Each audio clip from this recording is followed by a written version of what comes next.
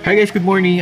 Jepoy pa rin po and welcome to my channel. So pabalik na po tayo ng Virac and bago ako bumalik ng Virac pala, magpagas muna ako and share ko lang, sobrang baba ng gas dito. Regular gas 6150. Hindi makarelate ang Virac nung umalis ako 77. No hate ha, shinare ko lang. Hello guys, good morning. It's me again, Jepoy, and nandito po tayo sa Port of Tabaco. So tuturuan ko po kayo or i-ano natin yung mga step by step naman na dapat gawin from Port of Tabaco to Port of Calolbon pala. Hindi basta yung ano yung mga papel na dapat nating asikasuhin. Pag meron kayo na lang dito. Okay?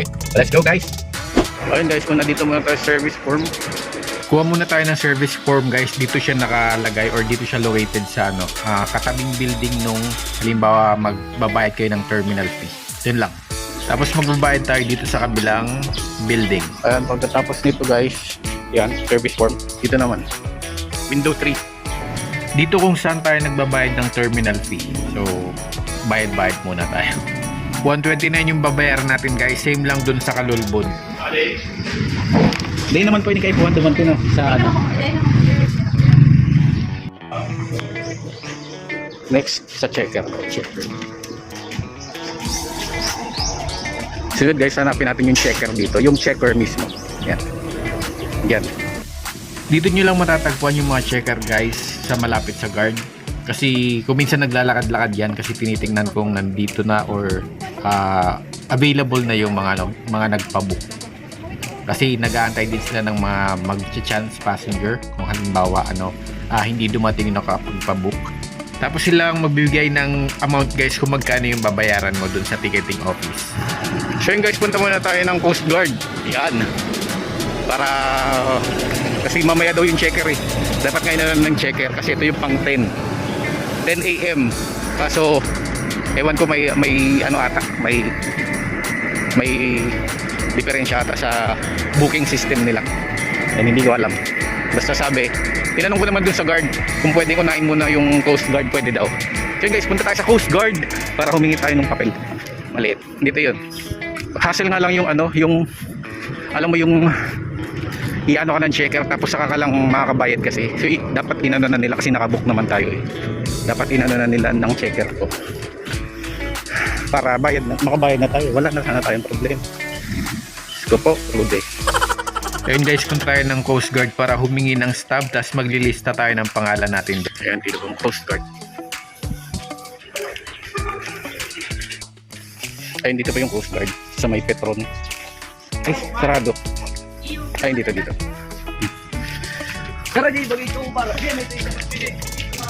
Philippine Coast Guard. Ito guys, lista tayo ng pangalan natin, yung sasakyan, tsaka yung plate number.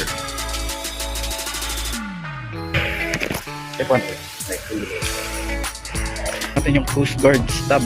Ayan. Ayan. Sasantay na lang tayo dun sa tawag dun sa checker para mabayaran na rin natin. Tapos yun na. So, lakad na tayo. Balik na ulit tayo sa loob. Tapos punta na natin yung checker guys. Usually dapat nauuna yung checker muna bago Coast Guard. Pero since may aberya ata, tinanong naman natin sa guard, pwede tayong mag Coast Guard muna bago checker. And yun pala, halimbawa pala pag puntayin yung checker, sabihin nyo na nakabook kayo para asikasuhin kayo kaagad. Nakuha ko na. Kaya so babayad na po tayo nito. Doon babalik ulit tayo dun sa may entrance. Let's go, Rude. So dito na tayo guys sa ticketing office na binabayaran. So 2,730 yung babayaran natin. Same pa rin nung nasa Calolbon na rate. So ang init-init naman din. So let's go na guys. Nga pala guys, pag nakuha nyo na yung ganito nyo, tago nyo lang hanggang sa makarating kayo ng port ng Virac kasi kakailanganin dito. Kukunin itong yellow ng card ko. Service reminder. Waiting tayo para tawagin. Sana hindi ganun katagal kasi naka-on ng aircon natin ang init kasi. Ganyan guys yung procedure ng pagpasok. Okay. Iga-guide naman kayo. Yun nga lang, nakakaba. Baka magkamali ka, diretso ka ng dati. Ayun. Mamaya ganyan ulit tayo. Pero hindi ko na mabivideo kasi sira na tong ko. Tingnan nyo. Sobrang luwag na. Wala nang magkiklip. Bawa yung Fortuner na yan.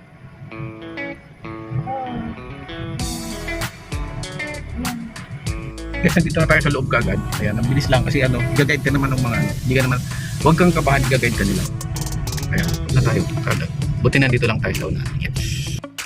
Nandito na tayo sa loob guys, and yun nga, dun sa 2,730 pala na binayaran natin, kasama na ako doon. Pero kung halimbawa gusto mo mag-aircon, mag-a-add ka lang ng 98, pero kung ayaw mo naman, wala ka nang dadagdagan. Tapos doon ka sa sa regular or sa labas. Tapos yun pala guys, ibibigay ko dito yung yung ticket or yung number ng ng pag halimbawa magpapabook kayo pag meron kayong dalang sasakyan. Eto na, bibigay ko. Time check mga 10:31 na exact. Ayan. So, iba yung sinakyan natin, Kalikistan. Tapos itong number pala guys na binigay ko, magpa-book kayo at least a week bago kayo maglayag or before the date of your sale para hindi kayo mahirapan, para dire-diretso kung halimbawa kayo ay tatawid ng isla. Yan guys, alis na ata tayo. Siguro exact 11 alis na. Ayan na, nagtatanggal na sila naman. So, ayun. Sooner or alis na rin yan. Yan, may habol pa. Bilis.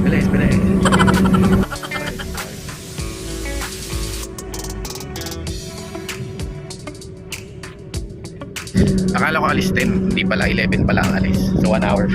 O baka depende naman. Siguro dahil konti lang yung pasahero kaya kasi depende din kasi yan yung pagpapasahero alis din kagad. Pero ako konti kasi ng pasahero. Ayun. Ayan guys, paalis na rin tayo dito. Kung makikita nyo sa video, tinataas na pala yung RAM. Tapos yung sinisecure na rin yung mga yung mga malalaking sasakyan. Kung makikita nyo, tinatali na ng lubid ng maigi. Tapos yun pala guys, pag alis pala natin dito sa sa Pantalan or sa pier, meron namang papalit, which is yung galing naman ng San Andres yun. Yan, maipapakita ko yun. Makikita nyo pala yun dito. Ito siguro mga second trip to mula San Andres. Tapos sila naman yung magre-replace dito sa sa pier. So nandito na tayo sa loob guys, papakita ko walang masyadong pasahero. So, parang solong-solo natin.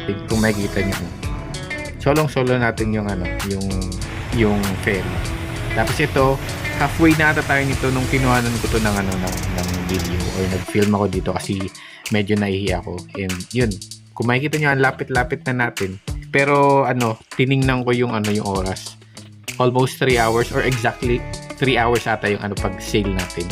And yun nga, nagsasalita na rin yung kapitan. Siguraduhin po lamang na inyong mga tatamitan ng pagkain ay kompleto bago bumaba.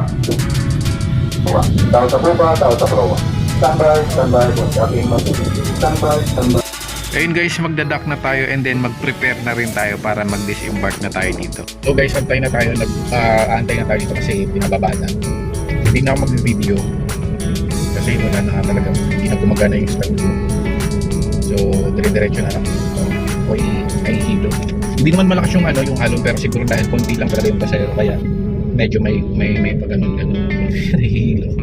So yun guys, thank you so much. Hello guys, nasa bahay na po ako. Sa bahay na po ulit natin yung garahe yan. Yan. So yun, matutulog ako. Umalis doon ng 11 exactly 11, and then nakarating kami ng Calbon or San Andres Port ng 2. So 3 hours lang yung biyahe. So yun guys, nahihilo, gusto ko matulog talaga. So yun lang guys, thank you so much.